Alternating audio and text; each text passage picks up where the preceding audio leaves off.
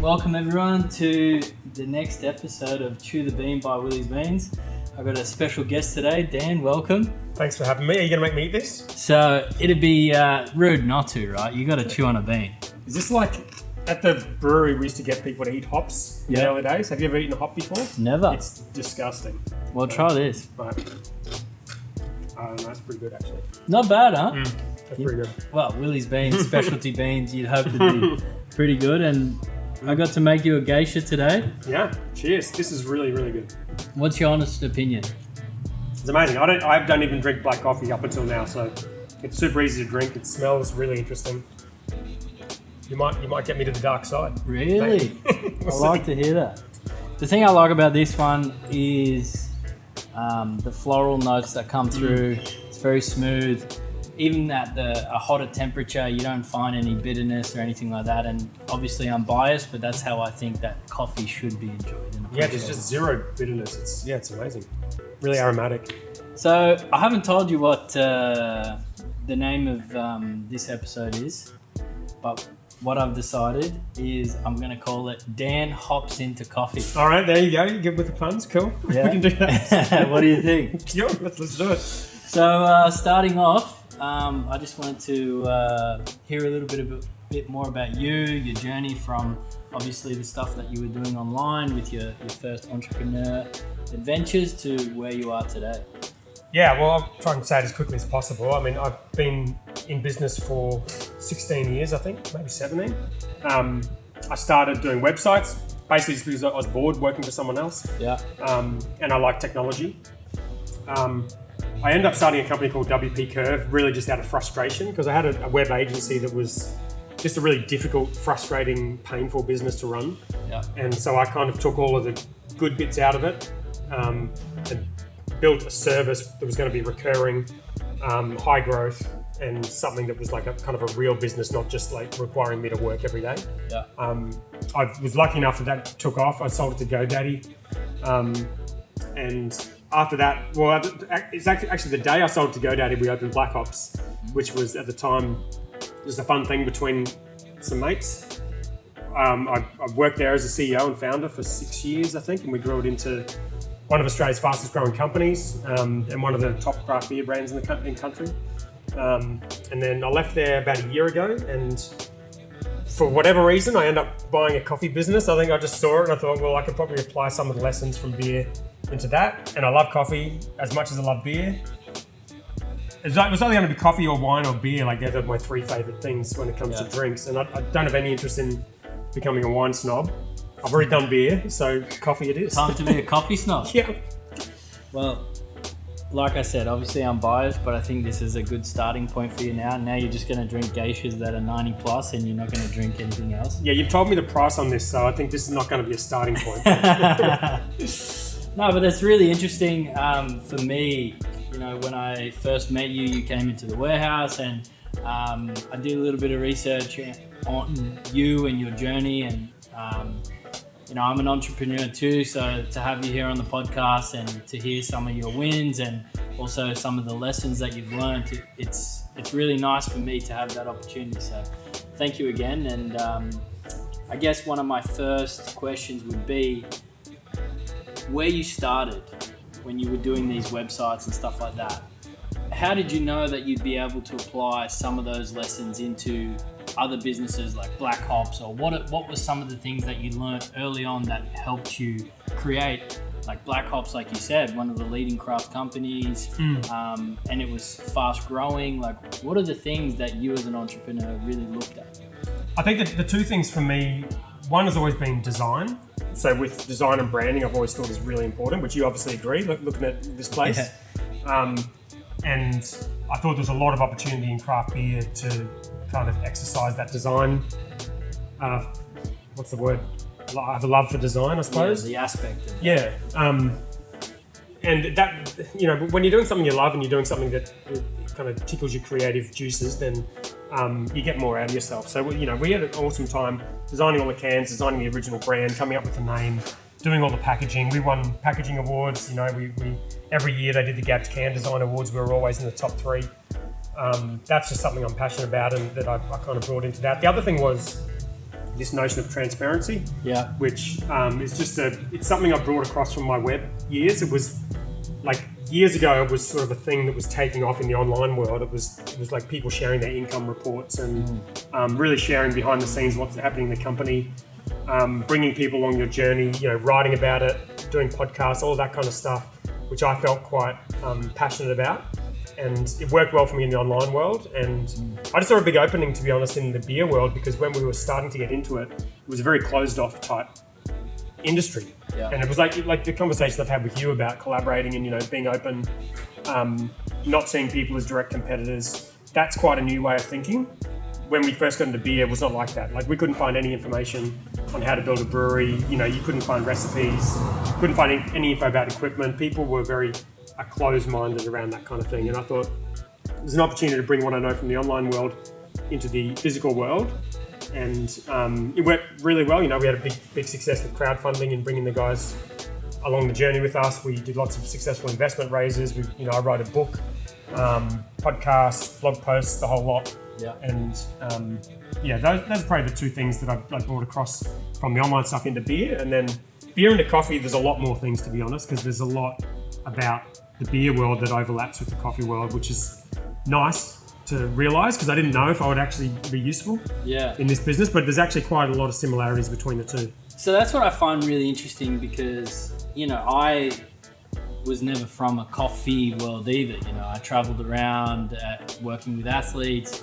So me, when I came into the specialty coffee world, it's funny you talk about like transparency and stuff like that, because I still think that the coffee world isn't really quite there yet. How are you going to tackle like some of those things and bringing in your thoughts on what you did in beer to coffee? Yeah, well, I'd like to bring some things across. I'm also just conscious of the fact that I've bought an existing company. So Cre8tive is a business that's been around for 20 years. Yeah. It was a family business before I bought it. Before that family was another family business. Before that, Lindsay started it, who still works there. I'm not starting things from scratch. Yeah. So my main thing at the moment is just coming in and not pissing people off and making sure they're still happy to work there. Yeah. And then there's definitely opportunities. Like, I think there's, you know, we've got a really good facility up there at Nerang. It's only got a very, very small front end. It's, you know, there's nothing's been spent on it. There's an office inside the cafe area. There's a lot of opportunity to make that nicer and just have a bit more of a, you know, a better branded experience, for want of a better word, you know. Yeah. Something, you know, like what you're doing here. You walk into it and it makes you feel a certain way. Well, to be honest with you, what inspired me for this place was the brewery style cellar door experience. Yeah, you can tell. Yeah. And that's what, you know, I wanted it to be. I wanted this to be like a cellar door experience for specialty coffee lovers. And people always ask, oh, why don't you do food? Why don't you do this? Why don't you do that? And I'm like, nah, it's just coffee. Yeah. Like, that's what I want. Yeah, and I think that there could be more places like that. Like when I started at Cre8tive, you know, Jess is kind of like, oh, I don't know if you're going to keep the coffee shop at the front going, but, you know, if we close it, it would obviously there'd be less work to do, which would be less stressful. But in my mind, I'm thinking like the shop front is like almost the most important thing. Yeah. So you have that experience, right? Because all the wholesale customers are coming in. You want them to feel a certain way. All the regular customers coming in, you want them to feel a certain way. So with the breweries, like we built everything off the back of the tap rooms. Yeah. You know, the brewery originally had a 12 square meter tap room, which is, you know, it's like the footprint of that car. Yeah. You know what I mean? It literally 12 square meters. And, you know, we built the entire company off that. You know, originally it was 3 or 4 people in there, gave them a good experience. They started talking about it. You know, all of a sudden there's bars around the corner wanting our beer, there's bottle shops wanting our beer, and we expanded from there. So I think that tap room experience, it's never going to be the same as beer, because, you know, people aren't going to sit here for 5 hours and have 10 coffees. But, you know, I think there's opportunity. And I just came back from Melbourne. There's a lot of really cool looking coffee sort of tap rooms or whatever. Yeah. Is that what do you call it here? Well, I mean, people are going to call it a lot of different things, but you'd nearly say like there's like some people are doing like little brew bars, or little espresso bars, or their coffee lab, or their tasting rooms, cupping rooms. Like there's a lot of different ways, and to be honest, people just market it. Whereas, I completely agree with you. Like what I'm trying to do here is I want to create like a little bit of an environment that brings people in, gives them that good experience, so they want to continue to join that with their friends, their family, and whoever else. Because I mean, you've been very successful in multiple businesses now, but I'm pretty sure anyone I've spoken to, like the environment that you create is one of the key elements. Yeah, definitely. And it is the brand at the end of the day. Like if especially in your situation, if you're selling coffee that costs as much as you told me this one costs, then people need to care about the brand. Yeah. Otherwise, not going to do it. It's going to be interesting because like coffee, there's a lot of overlap with beer, but it's very, very different in that like most people's relationship with coffee, as far as I understand it, is they really look forward to that first coffee of the day and they just want it to be consistent. They don't want it to be any different. But then you've got a small percentage of the market which is into this kind of coffee. And I wonder how big that could be. I don't really know. Like when we started with the beer, there was a very small percentage of the market that was into craft beer. Yeah. And by the time I finished there, it was everyone was drinking craft beer. Yeah. Whether coffee could be the same, I'm not so sure, but it'll be interesting. Yeah, I think it's very interesting to think about those things because people come in here and they're like, yeah, but that's only 2% of the market. Whether it's 2% of the market or 5% of the market or whatever people say, like, I definitely think that based on the research that I've done, and one of the reasons why I wanted to get in it is I cannot compete with the big, like, coffee mafia, that are bringing in containers and containers and containers, and they're fighting over 1 cent, 2 cents on the kilo. Right. That's never going to be me. Yeah. So the way I see it is, well, what can I do? I can create a brand, a culture.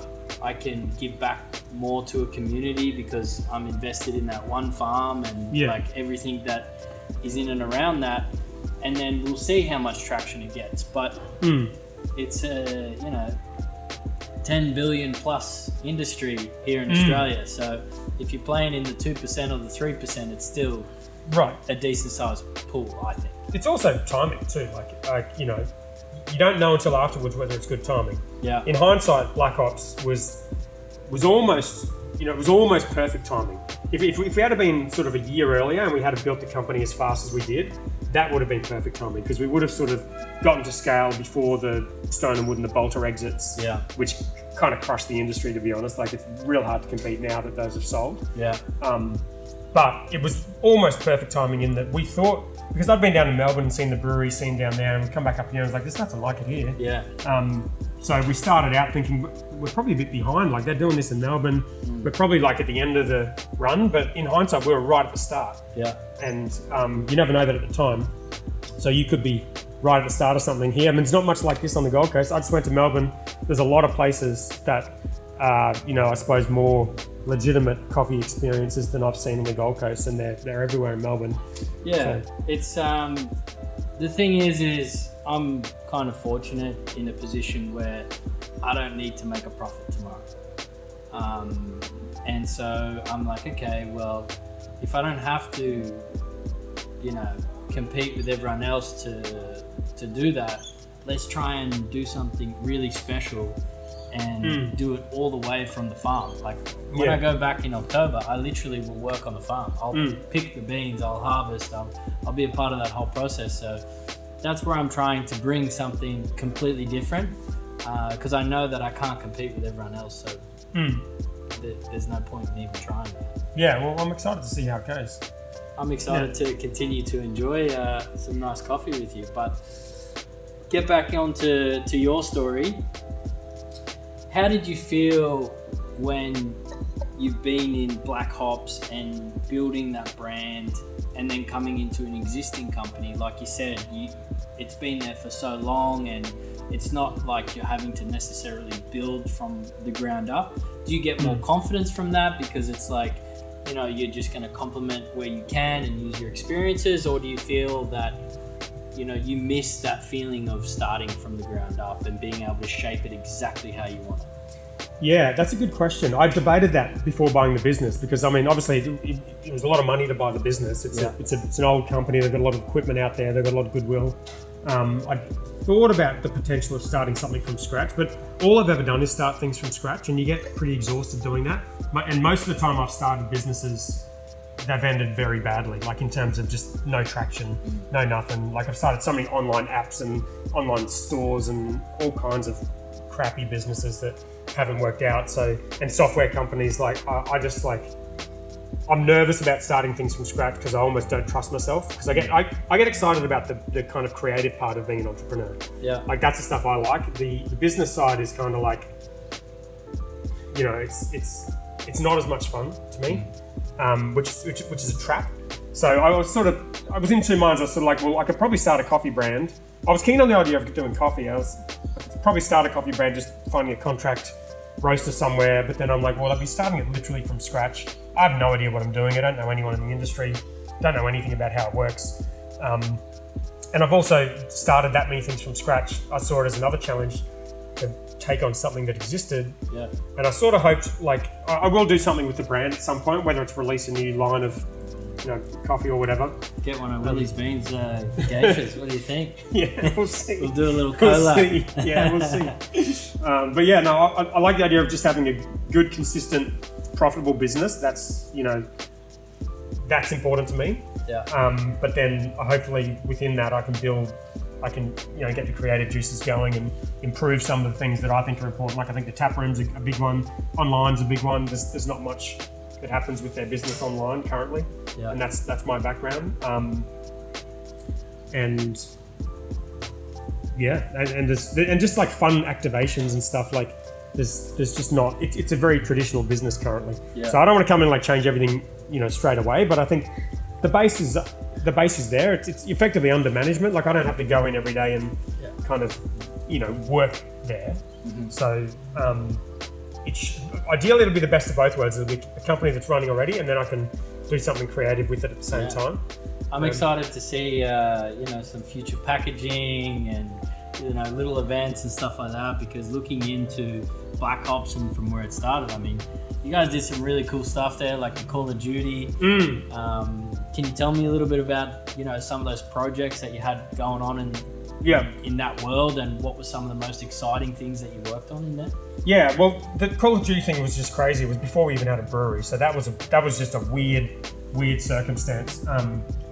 They emailed us. We thought it was a fake email, and then I'm like, oh, maybe we should look into it. And they just had a relationship with an agency in Australia, and that somehow heard about our beer. I think through the crowdfunding campaign I did, and they were like, "Do you want to do a beer for the Call of Duty Black Ops 3 launch?" And we're like, "Of course we do. That'd be awesome." And it ended up just being huge. Like there's like celebrities drinking this beer. It was put us on the map. Yeah. That was just luck, to be honest, and like part of, I mean, I suppose it's not just luck, because we said yes to it and we delivered on it, and you know, all of that stuff. The other stuff like the crowdfunding and the branding and the new beer launches, all of that, I think that comes about when you kind of feel like you're in your element. You know, for quite a few years there, everything we were doing was just going well, and it was just kind of momentum. You know what I mean? It was natural growth of the industry. The brand was resonating. We were just in our element. Govs was making great beer. I was getting really creative with our marketing and branding and all of that, and it was just, everything we were doing was just like striking gold almost. So you want to kind of find that. I've had so many times throughout my career where I haven't had that. Yeah. So I don't know if there's any formula for that. I think when it's there, you got to just kind of hang on and appreciate it. Yeah. Because I am sort of thinking more and more over the years of being in business, like a lot of it is just momentum. And you kind of, when things are going well, don't mess with things too much. And you know, if you have to push things, I suppose if you start something from scratch, you always have to push it. But everything I've ever pushed that has felt like unnatural to push ultimately just doesn't work. And the things that work are things that people naturally get drawn to for whatever reason. Yeah. So like the game for the beer, so the beer for the game, crowdfunding, the book, the podcast, all of that just got this natural traction. The limited releases we started getting this natural attraction. The tap rooms took off, you know. And you kind of find this flow, I suppose. And so if that's there, it's great. So I hope to get into that state with the coffee, to the point where the business is kind of running itself, but there's opportunities to be creative and do something that resonates with customers. Because ultimately, like, you can push stuff as much as you want, be creative as you want, but, and like you say, you don't have to make a profit originally or soon, but ultimately the customers will decide the direction of the business. Yeah. And ultimately you will have to make a profit, because if you're not, you're just not doing enough. It's resonating with people. And yeah, I guess I'm looking to find that state again where everything coming back from customers is positive. Yeah. And you found that kind of traction with the brand and the story and the product. And that's kind of you're in the zone, man. How do you balance that? Talking about profit, loss, pushing, not pushing, because that's something that, like, I've asked myself. Like, people will come in and they'll say, oh yeah, I want to pay this, that, whatever it is. What's the balance there, do you find or think, as an entrepreneur, knowing when to think about the bottom line and when to just hold back, or when to push? Like, do you have any? It depends how much you're risking. It depends how much you're risking. Like, if you get to the point where you got a business that's doing, $15-20 million a year, and you've got 80 staff members, like we had at Black Hops, and you've got millions and millions in loans for equipment and whatnot. You've got personal guarantees over your house and your assets and everything. Like, in my view, if you're in that situation, all you should care about is the financial situation. Yeah. That's all you should care about. At that point, for a business that's that old, it has to be profitable. And if it's not, it's not going to end well. Yeah. I think when you start something, it's a little bit different, because you're kind of looking for that sort of stream of that flow. I suppose you're probably looking for it now. You're probably looking to see what naturally comes your way and that resonates with your message. So you need to have a bit of time to figure that out. That's more what I mean by not being, so driven by the money and the profit, is because I am trying to find my flow state to a certain point. So it's not that, obviously, I'd love to have a business that makes money, but I don't know, I just feel that some people rush into that. Yeah, I think you gotta learn how to say no a lot in business. I'm getting better at it, still not very good at it, but ultimately, like, customers are always going to want a great product for less money. Every customer's the same. I'm the same. Yeah. All I want is better shit for cheaper. Yeah. That's what people want, ultimately. And they want a great experience in the meantime. So you got to somehow find a balance between the two. But I think, like, over my years in business, the one thing I've learned is the finance is super, super important. Yeah. And, like, having just a basic, if you're like a high growth company where you've got lots of investors and people are pouring money into the business, fine. You might not have to be profitable. You might be able to tell that story that you have to get to a certain point before you're profitable and investors are on board and you've got plenty of money to make that work. That's fine. But ultimately, the bank comes calling. Yeah. And you need to build a business that's profitable. And I actually think it's a kind of a discipline that reinforces good behaviors anyway. Because if you don't have to be profitable, or you choose not to be, you end up introducing a whole lot of bloat and a whole lot of bad decisions into the business, expanding too quickly, or buying too much stuff that you don't need, or extra fat, employing too many people, whatever it is, expanding into different areas that you'd have no place being in. So that kind of discipline of having a certain target each month to be like, no, this business is not healthy unless it's hitting these numbers, and then everything outside of that's a bonus. I think it's a really, really big bonus if you can have cheap or free marketing. Yeah. And that's where most of my companies, have had that fortune, which is being able to grow through story and content and just general brand growth and category growth, to the point where I've basically never paid for marketing, in a real sense. Yeah. But if you're like most businesses and you have to pay sort of 10-15% every month of your money on marketing, I mean, that's most businesses' profit. Yeah. So you got to kind of find a marketing edge, and then find a comfortable zone for operating where you're profitable, in my opinion, and then everything outside of that is kind of cream. Yeah. Yeah. No, I really like that, because like I said, for me, it's not that I'm not worried about the finances, but it's not my number one priority right now. My number one priority is, like you said, building a place like this because I want to get organic marketing. I want to have organic building of relationships and everything like that. And I think that, I don't know, that's my vision anyway as an entrepreneur. Yeah. That's the way that I see it. So I think you have to too, because if you know, anyone can start a coffee business, anyone can spend money on marketing. So if your plan is to start a business in a category that's really competitive and then just spend lots of money on marketing, there's just no way that's going to work. You know what I mean? There's too much competition. It's too generic. So you got to find a point of difference, and obviously you're doing that. You know, so it's the same with us. Like, you know, this business, if it started today, there's no way it would work. Yeah. But it's got a whole lot of goodwill, a whole lot of equipment out there, really good people, good product, and all of that makes it work. But to get to the next stage, I think we do need to, you know, you need to become relevant to people in their life. Like, they need to think about you without you paying them to do that. Yeah. And to do that, you're right, you need the experiences, you need the collaboration, good brand. I like the car. I mean, that got my attention. Yeah. So that's a good touch. Yeah. Well, for me, the one thing that you said there is that you guys have good people. And in everything I've done in my life, I've always tried to surround myself with good people and build relationships. Because in the end, I mean, money is money and businesses are businesses, but I personally want to enjoy my time. Yeah. And so I want to be around people who have that mindset of let's work really hard, let's build really cool experiences, businesses, everything like that. And then I think that everything else is a byproduct of it. Yeah, 100%. Yeah, Jess, if you're listening to this, do not quit, okay? Well, I don't know which camera's working, but don't quit, Jess, if you're listening or watching. Yeah. I was going to say, on the finance side, that's a thing as well.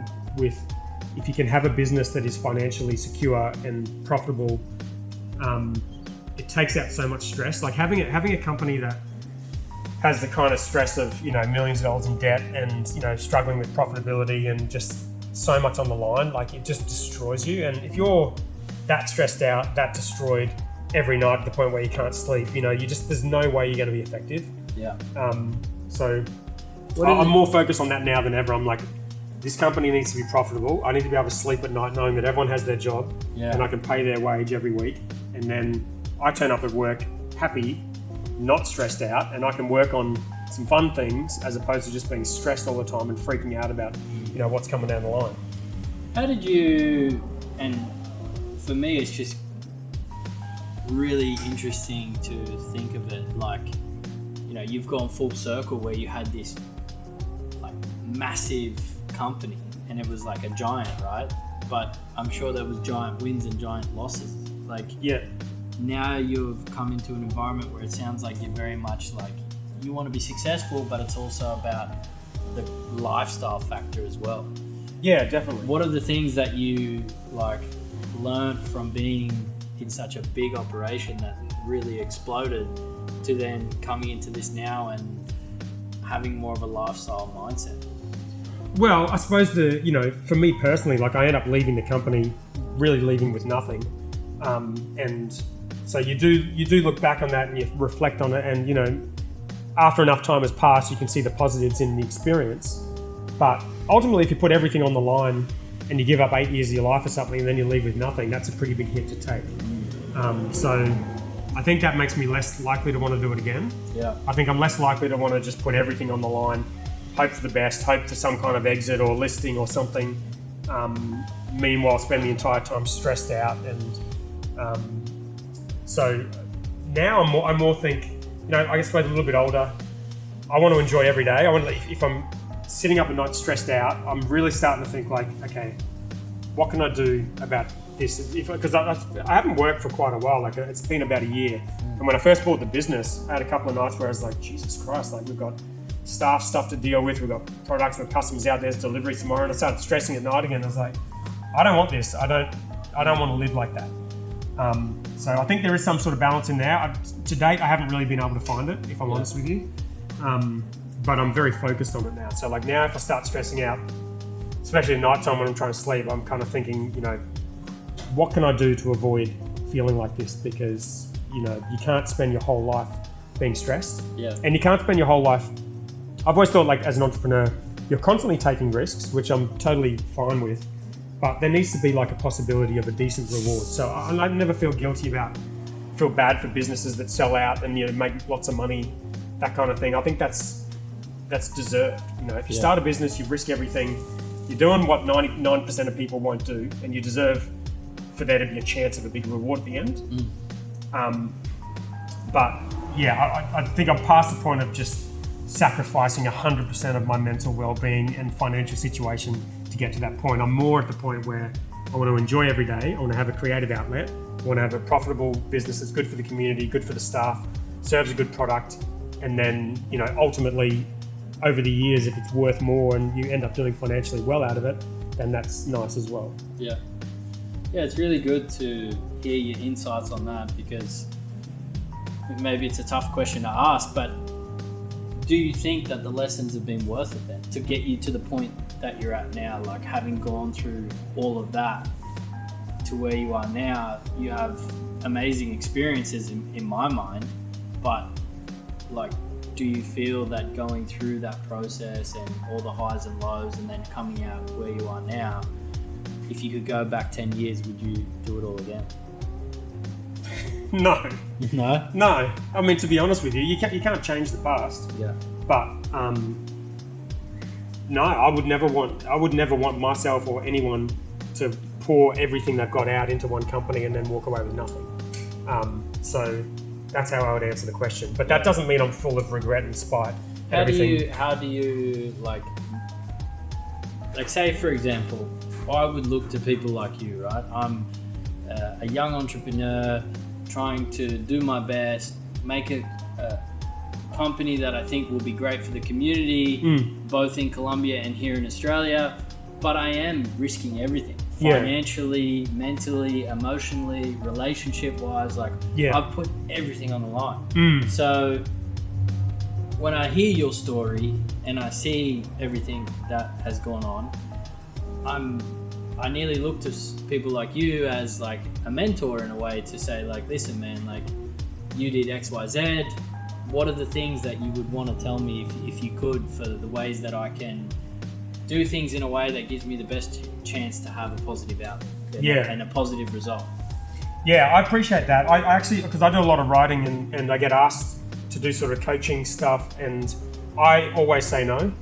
Not because I'm an asshole, but because I don't feel like I'm good at it. And over the years, I've given so much advice out, and I look back over that advice and I just think it depends so much on the person's personal situation that a lot of the advice I feel like I've given would no longer be applicable, would no longer be right in a lot of cases, I think. So the way I choose to operate is I go through my life creating these businesses, I share absolutely everything, and I've stopped short of giving people advice. I say this is what my experience is. And I find what people want often is not advice. I think what they often want is they want to feel like they're not alone in the experience that they're going through. Like if you're creating a business, putting everything on the line, like you say, that's your path. I'm not going to tell you it's a good or a bad idea. No. My experience with Black Hops was a lot of positive in that. My experience with the company before was only positive. Like we took it from zero to a multi-million-dollar exit in a couple of years. So there's certainly been lots of positives. But I just don't want to be the person that gives advice. I would rather say, this is my experience. People go on their own path, and if they feel like that content is useful for them and it helps them, then that's awesome. But if you want advice, I'm not your guy.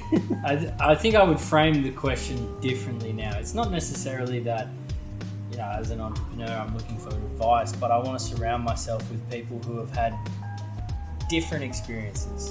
Because it's not, I don't want the answers from people, but in some way I want to learn from people's experiences, because that's, opening my mind to everything in front of me. I think that, if I'm tunnel vision and I'm not open to listening and learning, then I'll never achieve anything. That's my opinion. I think that's a good attitude to have. I think, I suppose I don't want to, I don't want people to see my story and think this path is not for me, because the other thing is, like, I know I never would have achieved anything if I didn't do all the things you're talking about. Yeah. You know, so at the end of the day, I'm in a good position. You know, I've got a house. I've had a lot of good success stories. You know, I've got a lot to be happy about. But I have worked my ass off for a very, very long time. I've had so much stress in my life that is self-inflicted, and so many down times. But you know, it's that was always my path. I was never ever going to do it any other way. Yeah. And so when I was young, like I left my job. I only worked for I think 4 years of my life after uni. Yeah. And literally, I got promoted every year. 2 weeks after I got my last promotion, I quit, started a business from scratch, building websites. I'd never built a website before. That was just my path, you know. That was just the stupid shit I was always going to do. I love that though. Because like that just resonates with me. Like if I'm gonna go in, I'm just like, boom, let's go. Like, so who am I to sit back and say it was the wrong thing to do? You know what I mean? It was always what I was going to do. But I think as you get older, you do sort of think like, what are you actually putting on the line? Yeah. You know, like if you have nothing, I suppose when I started the WordPress business, I didn't have much, didn't own a house, didn't have any like assets, any sort of net worth or anything to worry about. It's kind of zero risk. Yeah. You know, at that point, if you're young and you the same as when I quit the job, like I was always able to get another job. I would have gotten another job if it didn't work out. Wasn't much on the line. Back then it was a lot easier. We did have a house, but my partner could pay the mortgage off one income. Yeah. Not like it is now. It was a lot easier back then. This was 2006. Yeah. So it's almost like you do have to think about what you're risking. You know what I mean? Like when you've been an entrepreneur for 17 years, it's your whole identity. It's who you're known for. It's what your kids know you for. It's all of your life's your net worth, your wealth, everything. Your mental health, you know, is all tied to you being this person in this business.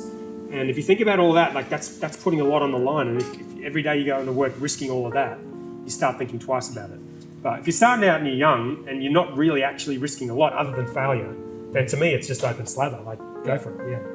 Well, that's actually the next point I wanted to get to because. So I was a physiotherapist and everyone knew me as the physio who was traveling with these athletes, and that's who I was. You know? Yeah. And a lot of my identity was tied to being, you know, the physio on tour and the physio this and traveling here and traveling there. And so for me to just one day wake up and say, no, I'm just going to completely flip my life around and now I'm in coffee and now I'm, you know, a farmer and everything like that. Like I still sometimes struggle with that. And that's being very honest. Like my identity was my job. Yeah. And one thing I'm very conscious of right now is that I don't want Willie's Beans to be my identity. Right. You know, there's a reason why I called it Willie's Beans and not Jason's Beans. Yeah. Because I didn't want it to be my identity again, because I found it so hard, and I still find it hard to let go of that part as being my identity. And, you know, reading some of the things that you wrote, I'm very curious as to your thoughts on that and being tied up into your job as your identity. Yeah, well, I mean, this is another one of those areas where I don't think I have any advice to give other than just explaining, you know, my story, because I don't know if there's another way to do it, to be honest with you. Like I've always been 100% in on everything I did. You know, before I did the WordPress business, I had my agency. I was doing podcasts and writing online content and books, and I was the kind of online entrepreneur guy. And then I was the WordPress guy, and then I was the beer guy. Now I'm the coffee guy. You know, I mean, I don't know any other way. Neither do I. So that's why I was curious as that's the thing. I mean, your thoughts are, because there may be a better way to do it. I think honestly, like I enjoy my time away from work way more now. So that's one thing. I have a life outside of work. It was sort of, with the beer, it was good in a way that beer is such a fun drink, such a social drink that, you know, it could be your life away from work as well, because you'd go down to the pub and your beer would be on tap and you'd know people, and it was kind of everything. But that's got a real downside to it. You know what I mean? Like, I literally just didn't think about really anything in my life. I missed my kids, and then it was Black Ops, and that was it. There was really nothing else. Now I'm way more conscious of life away from work. Could also just be the nature of the business. Like coffee, at least our business is a Monday to Friday business. Yeah. So weekends we don't operate. I don't think about work on the weekends unless a cafe rings up and the machine's broken, which is rare. So having stuff away from work that is not to do with work, I think is really nice. It's also been good for me to go into an existing company because I still feel like it's not my business in a way. Like this has been a family business. Other people are doing all the hard work. So it's not really my identity, the way I saw the other businesses as really like something I started and something is really me, an extension of me. This is really someone else's thing. Yeah. And that's actually quite nice. It's a nice change because, I enjoy my weekends away from work, and I'm not feeling like it's, and same as you, like I'm not going to rebrand it to Norris's Coffee or something because I just don't. This is something that exists outside of myself, and I also think I think I used to have the mindset when I was younger that I could just will anything into existence, and you almost need that as an entrepreneur, I think. I might be a little bit guilty of that one. Right. I mean, there's a debate, that says it's a prerequisite for being an entrepreneur because you really do need to create something that didn't exist before. So you kind of almost need to imagine something that's not real. I mean, that's the whole Steve Jobs reality distortion field type idea. It would be like, this thing is actually not possible, but I believe it's possible. Therefore, people get behind it to a point where it almost becomes possible. Yeah. But it's a fucking hard way to live if you're going to do that for 20 years. So the older I get, I think the more I think business is more about following streams of kind of momentum. Yeah. And if my business doesn't require me to work 50 hours, 60 hours, 70 hours a week, I'm not going to do it. Like with Black Ops, I didn't ever stop working really. Like if I wasn't there, I was at home on my phone or on Slack or thinking about something for the future or writing a blog post or something. There's always, Black Ops is constantly in my head. You don't really ever stop working if you're in that mindset. Yeah. I'm not like that at the moment. This is one business. I've got a few other little ones. I want to give the business what it needs as opposed to giving it 100% of my existence, hoping that, that extra percent will help because it might be the opposite. I suspect it probably is the opposite. I suspect if you pour everything into something, you might actually make it worse, especially for an established business. Flow state, that you were talking about, trying to push something into existence. Yeah. So I think I think businesses do get to the point where they kind of go off in their own little natural way. You know what I mean? And it's hard to kind of veer them in a different way. Yeah. Especially if it's in a positive direction. So these days, I think more about what momentum is working well for us. Or just generally in life and in business, what is working well? How can I step away from it and let it do its thing, and focus my attention on things that can add value, but not just trying to push it in a different direction that's not working.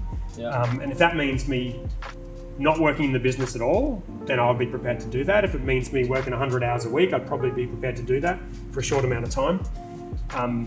But I don't necessarily think like I used to think, which is 100% of you in it every single minute of every day is what's required. My hammock out the back.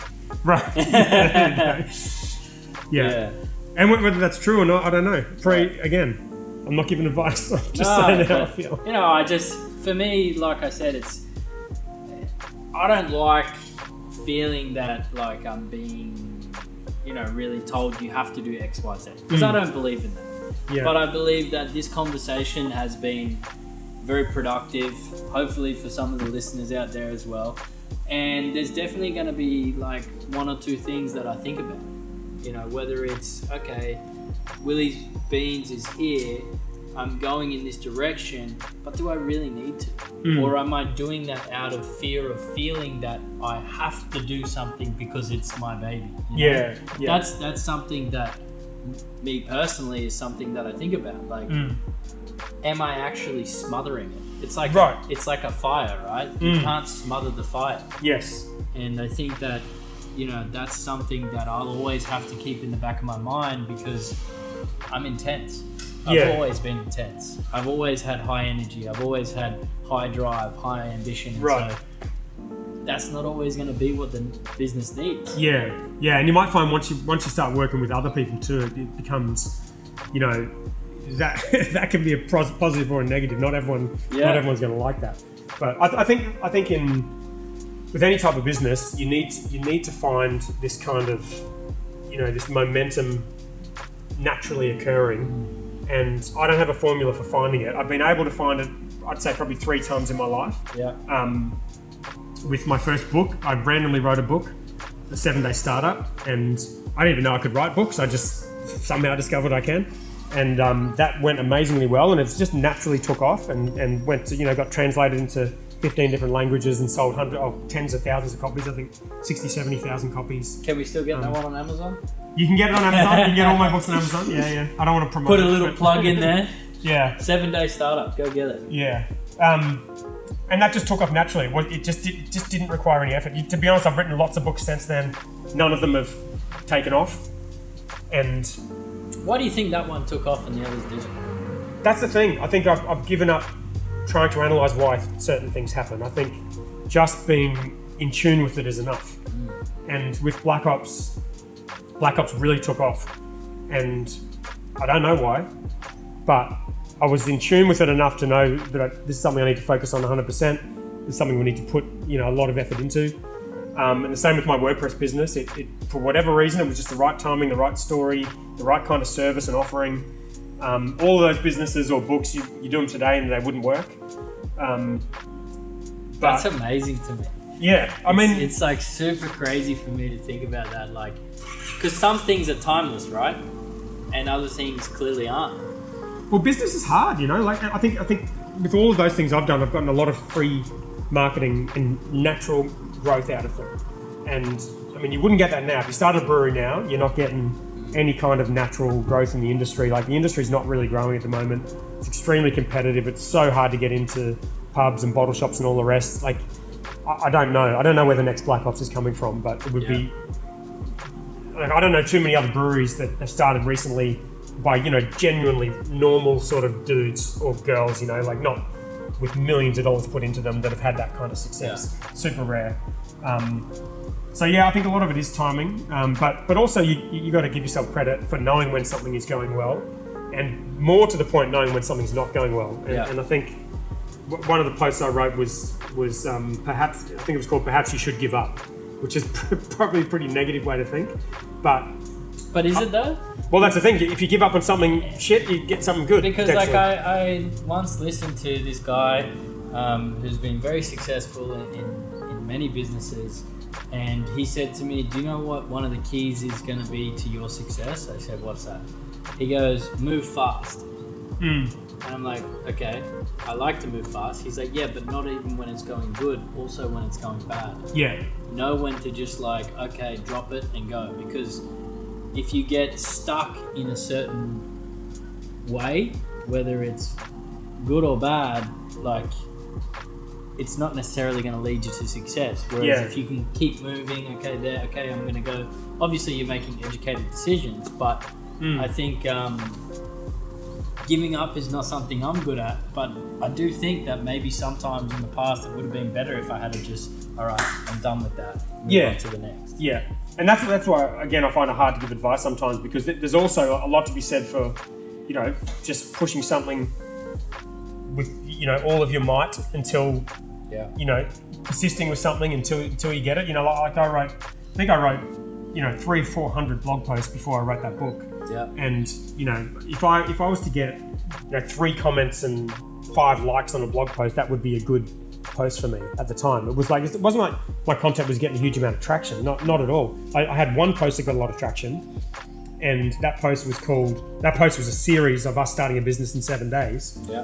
And I took that one post that got traction, turned into a book, and then turned that book into multiple books and all of that. But persisting with it was a key part of that. So it's contradictory in a way to say that you should give up on things when persisting is also an important skill. Yeah, it's like one of those double-edged swords at times. Like, yeah. And it's not in your nature also to give up on something. No. Because if you're an entrepreneur, like based on the way, I don't know you that well, but the way you're describing yourself, it's in your nature to want to make things and push to get them. I like to flog a dead horse. Right. That horse being myself. Right. Yeah.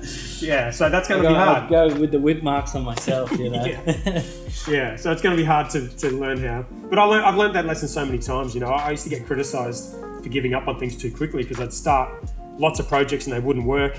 And I think I started 4 or 5 businesses in that 1 year before WP Curve. And one guy replied to a post in a forum. I'll never forget. He's since passed away, actually, which is quite sad. But he replied back and just wrote this ruthless post about me, just saying, dude, like, you give up on your stuff so easily. Like, you're just creating vaporware. No one wants what you're doing. Like, this new business is going to be terrible. It doesn't make any sense. And that new business was WP Curve. And a couple of years later, I was a millionaire. So who the fuck knows? Yeah. I don't know. But you do have to give up on stuff, and it's a heartbreaking thing to do. But you got to learn when things are going in that natural direction and when they're not. And it's very much like a relationship. You know, if you're in a bad relationship, you can stick with it if you want, but it's just going to destroy you and destroy the other person. Yeah. And you're going to look back in a lot of years' time and wish you ended it sooner. Yeah. And that's just universal. It's an experience everyone has. Ripping the Band-Aid. Right. Yeah, that's a tough one. Yeah. Well, you know what, mate? I've loved having you on. I could... You have to say that because I'm your first guest. So No, what are you comparing it to? I have loved having you on. I practiced with Javier the other day, Right, actually. okay. My specialty barista and brewer, he's amazing. One thing you said, and I'll just finish with that, is actually, he said to me, hey Jace, it's okay, you have me here, you can let go a little bit, like, I'll take care of this. And it was the first time since starting the business that I was like, okay, yeah, like, I'll let him just handle that, because I can't be everywhere at once, right? Yeah. So like listening to you and hearing those, I'd say not advice, but just your own experiences, I've really enjoyed, and I have genuinely loved having you on, and I hope we do it again sometime soon. Anytime. Cheers. Thanks for having me. I like the coffee too. Very good. Yeah. You might have changed me. Really? Maybe. Well, what about chewing on some more beef? No, I've had enough beans. Thanks. Cheers, mate. Thank you.